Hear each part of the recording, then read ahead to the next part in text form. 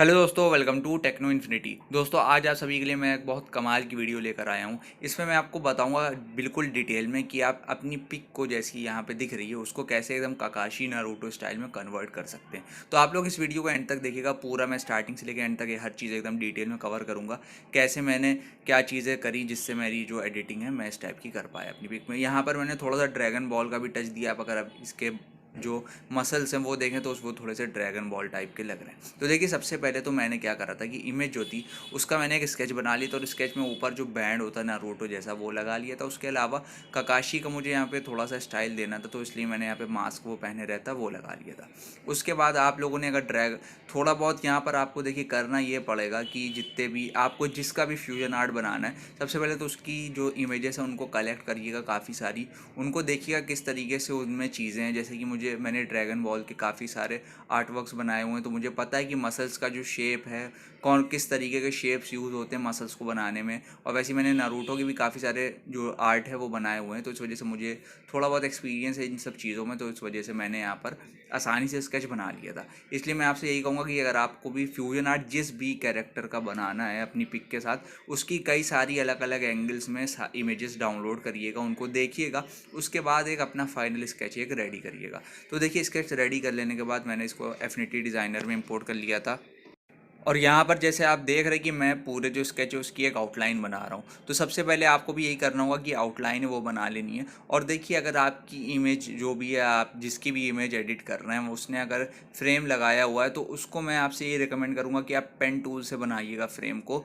कोई भी लेसो जैसे होता है, लेज़ी टूल जो होता है इनफाइनाइट डिज़ाइन में, उससे, या फिर जैसे मैं यहाँ पे पेंसिल टूल से बना रहा हूँ बाकी की आउटलाइन। लेकिन मैंने जो पेन टूल से ही फ्रेम बनाया था वो सिर्फ इसलिए क्योंकि जो एक्यूरेट ज़्यादा आता है पेन टूल से, अगर मैं पेंसिल टूल का कंपैरिजन करके बनाऊँ। तो ये सारी चीज़ें होती हैं, सबका आप ध्यान रखिएगा बनाते वक्त। तो सबसे पहले तो आप एक प्रॉपर लाइन आर्ट, एकदम क्लीन वाला लाइन आर्ट ड्रॉ करिएगा। और एक चीज़ का यहाँ पे देखिए ध्यान रखिएगा, जो हेयर हैं उनमें आउटलाइन ना करिएगा हेयर में। और जो आईब्रोज होती हैं, अगर जैसे मैंने यहाँ पे मास्क लगा दिया है और आपने अगर अपनी इमेज में मास्क नहीं लगाया और बियर्ड है वहाँ पे, तो मैं यही कहूँगा कि उस पर आउटलाइन ना करिएगा। सीधा उस पर फिल टू फिल वाला जो होता है उसको इनेबल करके, फिल को इनेबल करके वहाँ पे कलर को फिल करिएगा। इससे ये रहता है कि हेयर में अगर आप आउटलाइन कर देते हैं फिर उसके अंदर डिफरेंट कलर फिल होता है और ब्लैक से आउटलाइन होती है, तो वो देखने में इतना अच्छा नहीं लगता। तो देखिए, यहाँ पर मैंने पूरी स्केच की जो आउटलाइन थी वो कर ली थी, और बाकी जो रिंकल्स होते हैं जो कपड़े पे पड़े होते हैं वो सारे मैंने यहाँ पर बना दिए। उसके बाद देखिए, मैंने अलग अलग लेयर्स में सारे फ्लैट कलर्स को फिल कर लिया। देखिए, मास्क में अलग कलर लगा दिया, टी शर्ट में स्किन कलर अलग ले लिया, हेयर ब्लैक कर दिए, और बाकी बैंड में अलग अलग तरीके से कलर लगा दी। तो सब ये चीज़ें मैंने अलग अलग लेयर में करके रख ली हैं। इसके बाद देखिए, नेक्स्ट काम हमें ये करना रहता है कि सबसे इंपॉर्टेंट जो चीज़ होती है वो होती है शेडिंग। तो आपको यहाँ पे शेडिंग करनी होगी। उसको जो मैं, अगर आप लोगों ने मेरी पिछली वीडियोस पुरानी देखी होंगी तो मैंने उसमें बताया काफ़ी सही तरीके से कि आपको जब भी कलर करना है वेक्टर आर्ट में ख़ास तौर पे, तो आपको करना क्या रहेगा कि जो आपका कलर है उसकी ओपेसिटी को 20% से लेकर के 10% के बीच में कुछ भी कर दिए, और उसके बाद उस पर ओवरलैपिंग करना स्टार्ट करिए। तो इससे ये होता है कि ब्लेंडिंग जो होती है वो काफ़ी ज़्यादा स्मूथ होती है और देखने में भी वो काफ़ी अच्छा लगता है।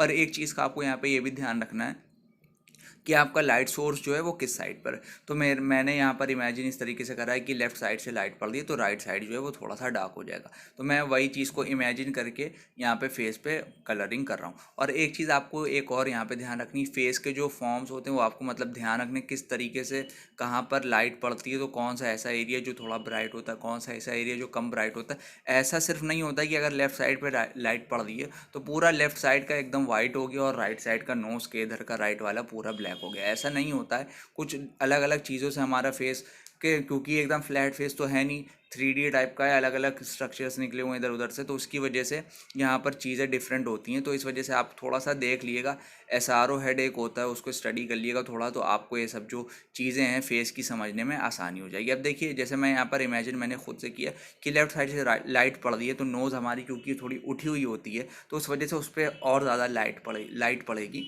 तो देखिए, मैंने वहाँ पर नोज़ का कुछ एक लेफ्ट साइड वाला एरिया उसको काफ़ी ज़्यादा हाईलाइट किया हुआ है।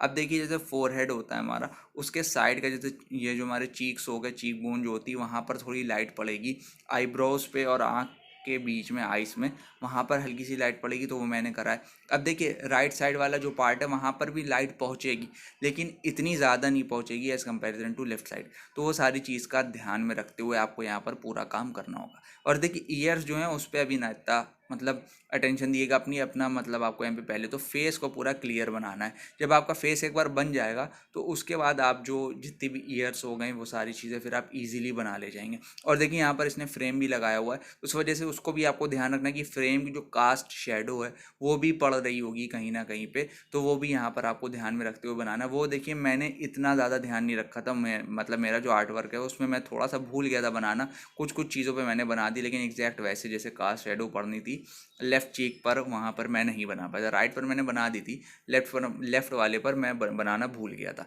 तो अब देखिए यहाँ पर मास्क पहना हुआ है, तो नोज़ को आपको खुद इमेजिन करना है कि अगर आपकी नोज़ का जो पॉइंट है वो मास्क पे आ गया है, तो मास्क पे जो शेडो पड़ेगी वो राइट साइड पर किस वे में जाएगी, तो वो सारी चीज़ें आपको ध्यान रखनी है। अब ये देखिए ये जो आप लोग थोड़ी बहुत मसल्स ड्रैगन बॉल जी को देख लीजिएगा, ड्रैगन बॉल जी के जो गोकू हो गए या फिर विजिटा, इन सब की थोड़ी बहुत आर्ट वर्क देख लिएगा, तो आपको यहाँ पे जो मैं नेक वाला कलर कर रहा हूँ ये आपको खुद ब खुद समझ में आ जाएगा किस तरीके से हुआ है। नेक हो गया या फिर जितनी भी टी शर्ट है वो तो नॉर्मल वेक्टर आर्ट में आप लोगों ने बहुत बार करी होगी।